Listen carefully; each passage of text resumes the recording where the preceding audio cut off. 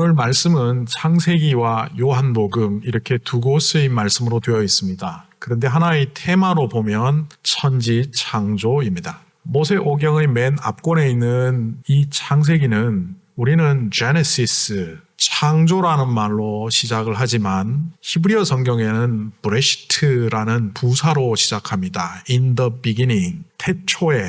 첫 단어가 그 성경의 제목이 되었기 때문에 모세오경 첫 번째 책은 태초에라는 책 제목을 갖고 있습니다. 태초에 어떤 일이 있었느냐? 이 창조의 이야기는 결국 태초라는 시점보다는 창조된 이 세상에 관한 이야기를 합니다. 그러나 정말 드러내려고 하는 것은 하나님입니다. 창세기를 보면서 몇째 날 뭐가 창조되었고 몇째 날 뭐가 등장했느냐보다 더 중요한 것은 하나님께서 이 세상 만물을 창조했다는 겁니다. 그런데 이 창조의 이야기 창세기가 누구에게 주어졌습니까? 모세에게 주어졌다 이렇게 간단히 말할 수 있지만 조금 공동체적으로 보면 노예로 400년 동안 살다가 드디어 탈출했지만 거짓골을 모면한 광야의 백성이며 사방으로부터 적돌로 에워싸 언제 멸망할지 모르는 국가도 아니고 땅을 차지한 사람들도 아니고 말 그대로 떠돌이 핫비루 히브리인들입니다. 하나님의 위대한 창조 이야기가 그들을 통해서 이 땅에 소개되었다는 것이 정말 아이러니입니다. 그런데 이것은 어떻게 보면 이런 거죠. 하나님께서 그 백성들을 사랑하셔서 자신의 자존감이 너무 떨어져서 나는 정말 보잘것없는 자다. 우리 조상들은 노예였고 나도 노예에 버금가는 광야의 떠돌이다. 이러는 그들에게 너희를 지키는 자 나 여호와는 이 세상 만물의 주인이며 이 세상 만물을 창조한 하나님이다. 그거를 알려주므로 그들의 삶 자체를 바꾸시기 위한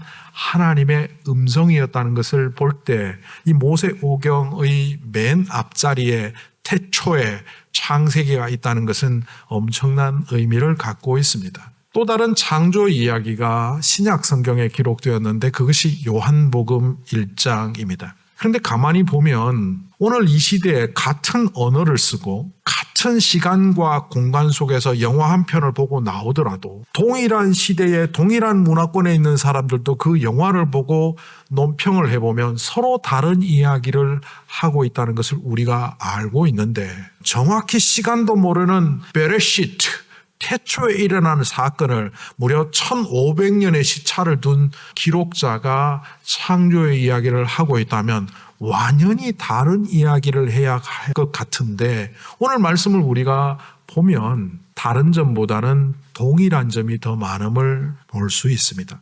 그러니까 요한복음으로부터 1500년 전에 이집트 난민이었고 그리고 광야의 백성이었던 그 사람들이 보는 하나님의 창조와 창세기의 기점으로 보면 1500년 후에 로마의 식민지 백성이면서 아무것도 할 수 없는 무능한 상태에 떠돌이로 돌아가면서 예수님을 전하고 복음을 전하는 그들에게 주어진 이 창조의 이야기는 핵심이 하나님께서 말씀과 더불어 세상을 창조하셨다는 이 점에서 일치하고 있습니다. 요한복음도 그렇지 않습니까? 요한복음이라는 것을 기록한 사람이 요한이라고 말할 수 있지만 요한복음을 본 그 당시의 초기 신약교회 1세기 후반의 백성들이 어떠한 사람들입니까? 갈릴리 작은 마을에서 사역이 일어났고 그 예수의 죽음으로 인하여 교회가 생겼고 사회문화적으로 보면 그렇습니다. 그 사람들이 로마 각지로 흩어져서 각 처에서 주류보다는 비주류로 살면서 교회를 확장시켜 나가는 가운데 그들의 정체성이 어떠할 것 같습니까? 로마는 우리를 죽이려고 하고 같은 유대 동족들도 사람으로 인정하지 않고 헬라 사람들은 이상한 종교를 믿는다고 차별하는 그 시대에 먹을 것 입을 것도 넉넉하지 않은 가운데 복음을 전하는 그들의 삶은 핍절하기 그지 없었을 겁니다. 그런데 그들이 믿었던 갈릴리의 예수가 그들이 믿었던 십자가의 예수가 다름 아닌 하나님이라는 사실을 요한복음을 통하여 신약교회에 드디어 전해주고 있습니다. 마태, 마가, 누가복음은 예수님을 하나님의 아들 메시아라고는 말하지만 그분이 하나님이라는 사실을 아직 모르고 있던 시대였습니다. 그런데 요한복음은 드디어 우리가 믿는 그분이 천지 만물을 창조하실 때 함께 하셨던 말씀이신 하나님, 그 하나님이 빛으로 이 땅에 오셔서 육신을 입을 때 우리가 대면했던 예수님, 그리고 그분을 믿을 때 우리는 영원한 생명의 구원을 얻을 수 있다는 이 요한복음의 메시지는 그 당시 1세기 신약교회 백성들에게 하나님이 천지를 창조하셨다 이야기보다 더 큰 게 우리가 믿는 하나님이 바로 그분이구나, 우리가 따르는 예수님이 바로 그 하나님이구나, 그것이었을 겁니다. 창세기는 시와 같이 찬미하는 노래라면 요한복음은 그분이 우리와 연결된 분임을 말하는 관계적 창조 이야기를 하고 있습니다. 조금 더 자세히 창조 이야기를 해보면 이 태초에라는 말이 사실은 과학자들 간에 논란이 많습니다. 우리는 그냥 믿음으로 태초에 하나님이 천지를 창조하셨다 말하지만 창조론이냐 진화론이냐 과학이냐 이렇게 따지는 사람들은 이것이 도대체 언제 창조되었느냐라는 말로 태초라는 말에 시비를 겁니다. 앞에서도 이미 말씀드렸던 것처럼 베레시트라는 이 태초라는 단어는 in the beginning, 시작을 말합니다. 그런데 그 시작에 대하여 의문을 품었던 과학자들은 지구의 역사가 45억 년인데 그렇다면 45억 년 동안 순차적으로 하나님이 창조하셨다는 이야기인가? 그래서 유실론적 진화론을 말하는 사람도 있고 그 하나님을 믿지 못해서 무실론적 진화론을 말하는 사람들도 있습니다. 게다가 과학자지만 이 성경 말씀을 하나님의 철저한 말씀으로 보고 이거는 단지 6일에 창조된 것이고 그 이후에 나오는 세대들을 합산하니까 아무리 길어도 1만 년, 아무리 길어도 1만 5천 년을 넘지 않는다는 젊은 지구를 말하는 과학자들도 있습니다. 그런데 이런 서구 과학주의가 성경을 보는데 사실은 위험한 시각을 제공합니다. 서구 과학이 잘못된 게 아닙니다. 저는 과학을 좋아하는 사람으로서 서구 과학은 우리의 실존을 깨닫게 해준다, 그렇게 생각합니다. 마치 율법이 몽학 선생 역할을 하고 죄 가운데 있는 자로 어찌할 수 없는 그 자기의 모습을 발견하게 해주는 역할을 하는 것처럼 오늘날 과학은 우리의 실존을 깨닫게 해줍니다. 언젠가 미 항공우주국 나사에서 지구와 환경이 흡사한 행성을 발견했다고 발표한 적이 있습니다. 그런데 그 거리가 600광년이랍니다. 제가 기사를 보면서 피식 웃었습니다. 발견하면 뭐하냐? 600광년이라는 것은 빛의 속도로 600년을 가야만 있는 거리에 있다는 겁니다. 빛이 1초에 30만 킬로미터를 가지 않습니까? 그거를 3600초로 곱하고 24시간을 곱하고 365일로 곱하고 600년을 곱했더니만 5676조 4800억 킬로미터. 감이 잘 안 잡혀서 또 계산해 봤습니다. 지금 인간이 만든 유인 우주선, 무인 우주선 중에 제일 빠른 게 몇 킬로인지 보니까 시속 120만 킬로, 유인 우주선은 시속 4만 킬로. 계산을 했더니만 무인 우주선으로는 54만 년을 가야 되고 유인 우주선으로는 1620만 년. 서구 과학의 취약성이 이런 겁니다. 뭐 발견하는 것 좋습니다.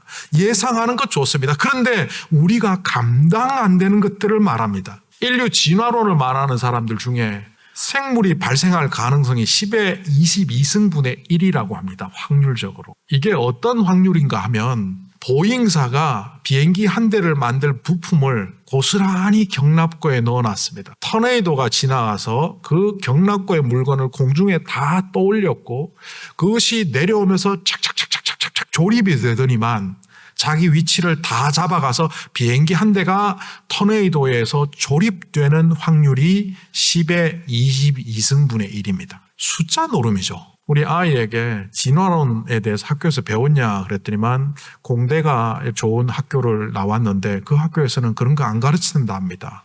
왜 안 가르치냐? 그 과학이 아니니까. 제대로 되어 있는 과학자들은 진화론 따위를 과학이라고 말하지 않습니다. 그렇다고 제가 창조과학을 신봉하지도 않습니다. 창조과학자들의 수고와 노고를 압니다. 그러나 이 창조 이야기는 고백이며 주님을 찬양하는 찬양입니다. 오늘 이 창세기 1장을 가만히 보면 이것은 과학의 기록이 아니라 하나님이 세상을 창조하셨다는 것을 믿는 사람들이 고백하는 믿음의 고백임과 동시에 찬양입니다. 시로 되어 있습니다. 자유시가 있고 정형시가 있는데 이것은 정형시입니다. 저녁이 되고 아침이 되니 첫째 날이었더라. 저녁이 되고 아침이 되니 둘째 날이었더라. 하나님이 만드신 것이 보시기에 좋았더라. 창세기 1장은 하나님의 천지 창조를 노래하는 정형시입니다. 그러니까 이 태초라는 말은 그것이 1000년인지 100만년인지 10억 년인지 따지지 않습니다. 하나님 만드셨던 그 천지 창조의 시간을 주목하는 겁니다. 맞아. 이 세상이 혼돈 가운데 있을 때 하나님이 호련히 나타나셔서 세상을 만드셨지. 이것을 믿는 사람만이 내 인생은 하나님께서 이 땅에 만드셨지. 그래서 인생이 내 마음대로 풀리지 않더라도 내 뜻대로 가지 않더라도 내 인생은 하나님께서 책임지시지. 나의 시작도 나의 끝도 알파도 되시며 오메가도 되신 하나님께서 나의 주인 되시지를 믿을 수 있는 겁니다. 그렇기 때문에 이 태초에 대하여 의심을 갖고 자꾸 논증하고 싶은 사람들은 자신의 삶도 제대로 믿지를 못하게 되는 겁니다. 창세기 1장에서 우리가 태초라는 말을 통해서 주목해야 될 것은 이 세상의 시작을 주님께서 하셨고 이 세상의 모든 것들을 우리는 알 수 없지만 우리 인생마저도 주님께서 시작하셨다는 것을 굳게 믿는 자로 나도 서야겠다는 다짐과 각오가 오늘 이 태초라는 말을 통해서 되어져야만 합니다. 그리고 오늘 이 창세기 1장을 쭉 읽다 보면 전반적으로 들어가는 형식의 틀이 있습니다. 저녁이 되고 아침이 되니 몇째 날이다 보시기에 좋았더라. 이거는 우리가 어느 날 무슨 창조가 이루어졌느냐에 기초적인 관심을 갖지만 이 성경의 이야기는 창조의 스토리보다 사실은 그 틀을 더 강조합니다. 하나님이 창조의 사건을 일으킴으로 날짜가 지나가고 있고 그 시간 속에서 하나님은 선하게 창조하셨다는 것을 강조하고 있다는 겁니다. 이게 시간적으로 봤을 때 이 하루가 24시간이냐? 아니면 다른 유실론적 진화론자들처럼 이것이 몇만 년이냐? 따질 필요가 없습니다. 말씀대로 이것을 바라보며 하루든 하루가 아니든 상관없이 그 시간을 통하여 하나님께서는 천지 창조를 하셨다는 겁니다. 왜 아침부터 저녁이라고 하지 않고 저녁부터 아침이라고 했느냐? 이런 단순한 질문은 유대인의 시간 개념이 그 속에 들어가 있으니까 그렇다 보시면 질문이 되지도 않습니다. 그런데 우리가 주목해야 될 것은 이 세상의 모든 것들을 하나님 보시기에 좋게, 이 말은 토우브란 뜻입니다. 선하게, 좋게 만드셨다는 겁니다. 하나님이 내가 미워하는 저 사람도 선하게 만드셨고 나도 선하게 만드셨는데 왜 내가 악하고 왜 저 사람이 악할까 들여다보니 내가 저 사람이 스스로를 망쳤기 때문이다. 그것을 발견해야 됩니다. 믿지 않는 사람들은 하나님을 향하여 공격합니다. 왜 이 세상에 기후대란이, 왜 이 세상에 자연 파괴가 일어납니까? 하나님은 이 지구에 질서를 주셨는데 그 질서를 파괴하는 인간들이 이 자연이 건디지 못하게 만들었고 자연이 스스로 살아남기 위하여 격변을 일으키는 것을 고스란히 피해를 입고 있는 원인이 인간으로부터 되었다는 것을 스스로 깨닫는다면 간단한 질문을 하나님을 향하여 삿대질을 하는 용도로 사용합니다. 결국 나의 삶의 현장에서 하나님을 인정하기 시작하면 모든 것이 감사입니다. 보는 것이 모두 선하고 좋고 하나님의 역사를 인정하게 됩니다. 원망과 불평과 분노는 사탄이 주는 것입니다. 거기에 속지 마시고 하나님이 주시는 선함과 자유와 평화를 누릴 때 우리 앞에 있는 나쁜 것도 결국 극복할 수 있는 사람이 되는 겁니다. 창세기에서 가장 중요하게 말하는 것은 있는데 우리 인간 창조와 관련해서 하나님이 보시기에 심히 좋았더라. 좋고 또 좋더라. 선하고 또 선하더라. 왜 그랬을까요? 창세기 2장 7절에 나오는 것처럼 하나님은 흙으로 사람을 빚으시고 하나님의 생기를 불어넣으셔서 직접 하나님의 형상을 닮은 인간을 만드셨습니다. 하나님의 형상대로 지으심 받았다는 것은 외모가 아니라 우리 안에 있는 내면입니다. 선함을 품고 사랑할 줄 아는 것, 긍휼을 베풀 줄 아는 것, 배려를 할 줄 알고 희생할 줄 알고 우리가 갖고 있는 인간성으로 만들어진 것이 아니라 우리 인간성 속에 숨어있는 성령의 모습, 성령이 임재할 때 우리에게 나타나는 성령 충만의 모습은 바로 하나님의 형상이 회복되는 시간이고 하나님의 형상이 발현되는 모습입니다. 바로 그것을 만드셨다는 겁니다. 그렇게 우리는 늘 성령 충만한 삶을 살려고 애를 써야 합니다. 사도행전 8장에 보면 사마리아 지역, 원수로 여기고 악당으로 여기는 그 사마리아 땅에 성령이 임하는 사건을 예루살렘 교회는 놀랍니다. 왜 그들에게 성령을 주시나? 창세기를 제대로 이해하면 간단합니다. 하나님이 호흡을 불어넣으시니 성령이 그 안에 들어갔고 살아있는 생명이 되었다. 이 땅의 모든 인간은 종족과 인종을 떠나서, 나라와 민족을 떠나서 성령 충만한 자가 될 때 제대로 된 인간성이 발현되기 때문입니다. 결국 나의 가치는 내가 갖고 있는 지식, 내가 갖고 있는 육체적인 능력, 내가 갖고 있는 정신적인 능력이 아니라 나와 함께 하시는 성령께서 하나님의 형상을 제대로 발현시켜 주면 그때 나의 능력이 나타난다는 것을 믿는 것이 바로 오늘 창세기 1장과 그 이하를 통해서 들려주는 창조 이야기의 핵심입니다. 그리고 요한복음 창조 이야기로 가보면 창세기 창조와는 좀 다른 이야기를 합니다. 이것은 예수님과 우리를 연결시키는 말씀, 그분이 육신을 입고 이 땅에 오셨고 그 아들을 믿는 자들이 구원의 백성이 된다는 이 연결고리를 태초의 사건으로부터 이끌어냅니다.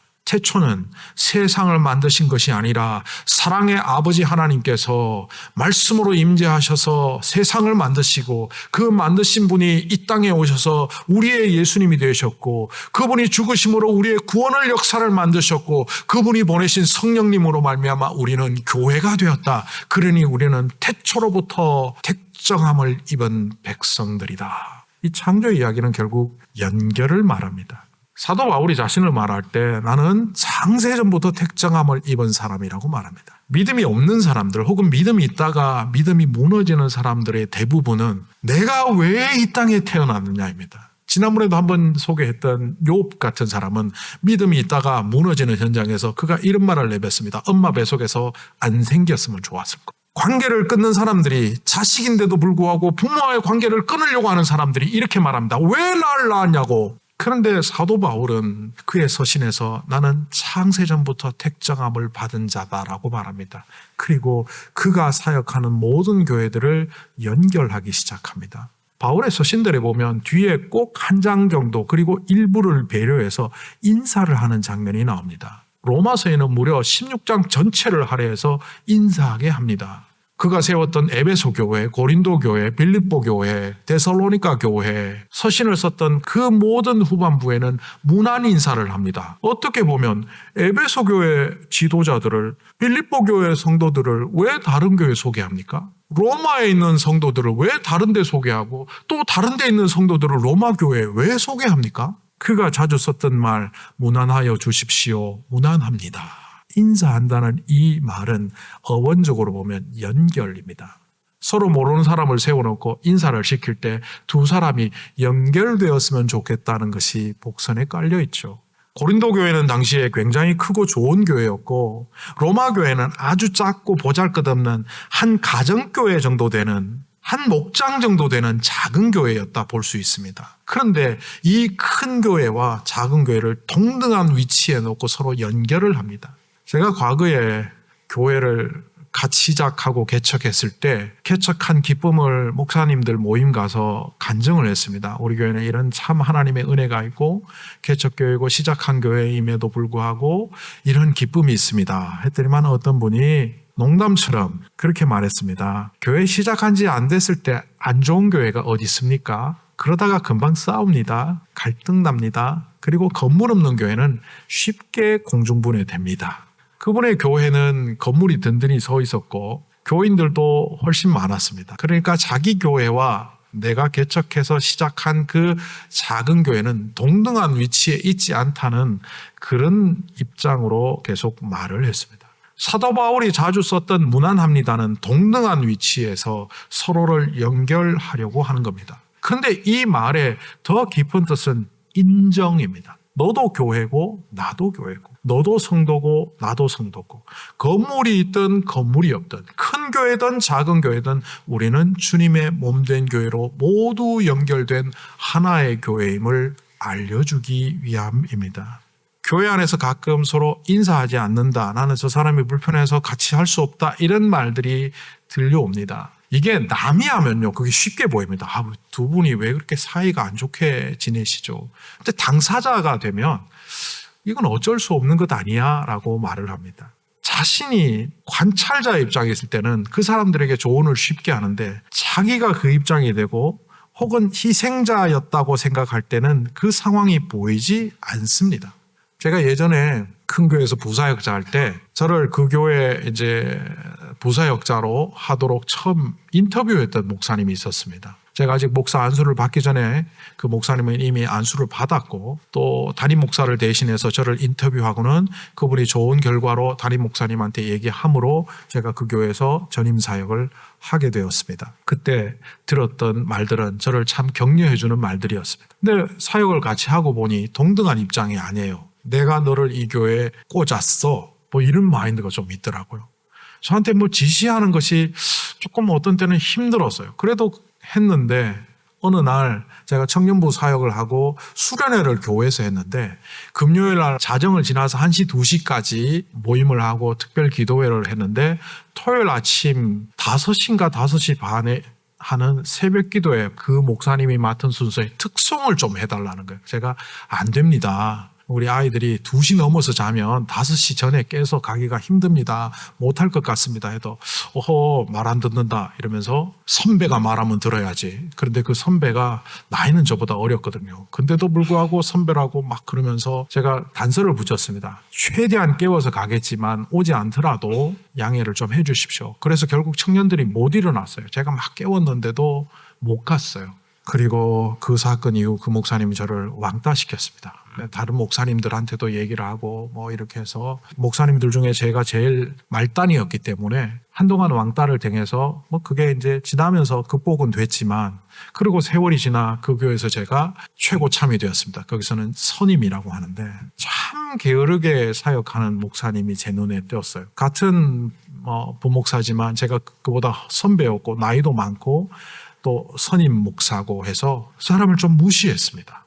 지나고 보니까 그 사람을 그래 넌 잘 못하니까 우리가 이런 팀을 짜서 일할 때 너는 좀 빠져. 그 사람은 소외를 느꼈나 봐요. 다른 사람한테 그 얘기를 하는 걸 제가 들었습니다. 그때 제 첫 번째 반응은 자기가 일 못해놓고 뭘 불평이야. 그런데 어느 순간 기도할 때 제가 가해자가 되어 있다는 사실을 깨달았습니다. 그가 일을 못한다고 타박은 했지만 도와주지 않았습니다. 그를 동역자로 인정하지 않았습니다. 후배라고 나이가 어리다고 사역을 잘 못한다고 내 영역권에서 축출시켜버렸습니다. 그러니까 15명의 부사역자들 중에서 그 사람은 늘 쉬운 일, 별 볼 일 없는 일만 맡았고 다른 사역자들을 제가 팀을 짜서 사역을 했던 것을 발견하게 되었습니다.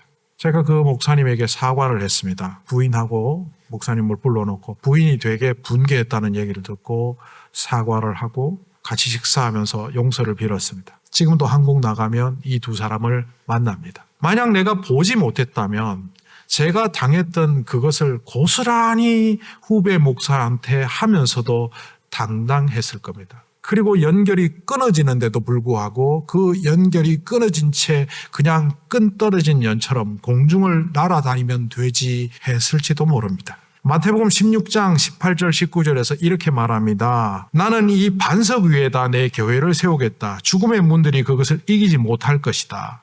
내가 너에게 하늘나라의 열쇠를 주겠다. 네가 무엇이든지 땅에서 매면 하늘에서도 매일 것이고 땅에서 풀면 하늘에서도 풀릴 것이다. 그리고 이어서 말씀하십니다. 마태복음 18장 18절에서 내가 진정으로 너희에게 말한다. 너희가 땅에서 매는 것은 하늘에서도 매일 것이요 땅에서 푸는 것은 하늘에서도 풀릴 것이다. 땅에서 너희 가운데 두 사람이 합심하여 무엇이든지 합하여 구하면 내가 하늘에 계신 아버지께서 그 일을 이루어 달라고 할 것이다. 그리고 두세 사람이 모인 곳에 나도 그 자리에 있을 것이다. 교회가 무엇인지를 가르쳐 줍니다. 믿음의 고백 위에 세워진 교회는 연결되어야 되고 서로 불편하다고 멀리하고 서로 마음에 안 맞다고 상대하지 않는 것이 아니라 오히려 내가 피해자임과 동시에 가해자도 될 수 있다는 생각을 갖고 돌아볼 수 있는 연결의 고리가 될 때 나의 그 연결고리를 통하여 이 땅에 하나님의 나라는 세워집니다. 오늘 일부 예배 때 요셉의 용서의 원리를 설명했습니다. 요셉이라는 사람은 형들이 버려서 죽음과 같은 노예 생활을 했지만 성공한 이후 형들과 대면했을 때 벌벌 떠는 형들 앞에서 요셉은 말을 합니다. 당신들이 나를 보낸 게 아닙니다. 하나님이 작정하셔서 나를 먼저 보내셨고 바로 이 온 가족들을 구원하시기 위하여 나를 도구로 사용하셨습니다. 이 용서의 자리로 말미암아 그는 정결한 하나님의 도구가 되었고 그 이후 그의 자손들, 형들의 자손들까지 다 품는 사람이 되어 민족을 시작하는 기준이 되었습니다. 그리고 나아가서는 그가 내뱉은 비전, 우리는 이 땅에서 떠나가야 한다는 그 말이 결국 400년 후 모세를 통하여 가나안 땅으로 들어가는 비전이 되었습니다. 하나님께서 우리에게 주신 교회에 대한 꿈은 바로 연결입니다. 세상을 만드시고 천지창조를 하시며 이 땅에 온갖 것을 주셨음에도 불구하고 자기 것인 양 소비하며 탕진하는 사람들 앞에 주님은 나타나셨고 드디어 그 주님이야말로 천지창조의 사건과 우리를 연결하는 고리임을 발견한 요한복음은 오직 그분으로 말미암아 우리는 온전한 창조물, 하나님의 형상을 회복하며 하나님의 자녀가 될 수 있다는 것을 선언함으로 연결을 시작하라고 하는 그 메시지가 주어졌고 그것을 실천했던 바울을 통하여 1세기 신약교회는 모두 연결되는 주님의 몸된 교회가 되었습니다. 오늘 이 시대를 살아가는 우리에게 천지창조 이야기는 막연한 그 옛날의 이야기가 아닙니다. 주님을 믿고 있는 우리들을 통하여 이 시대에 다시 한번 창조의 비밀을 풀어내시겠다는 주님의 약속입니다. 주님의 창조의 비밀은 창조되었음에 있는 것이 아니라 창조된 그 존재가 하나님의 자녀이며 그 자녀를 세우기 위하여 태초에 하나님이 이 세상을 창조하셨다는 겁니다. 그 창조의 상속자로 창조의 비밀을 풀 자로 이 세상과 주님을 연결하며 교회를 연결하는 주님의 복된 백성들이 되시기를 간절히 소망합니다.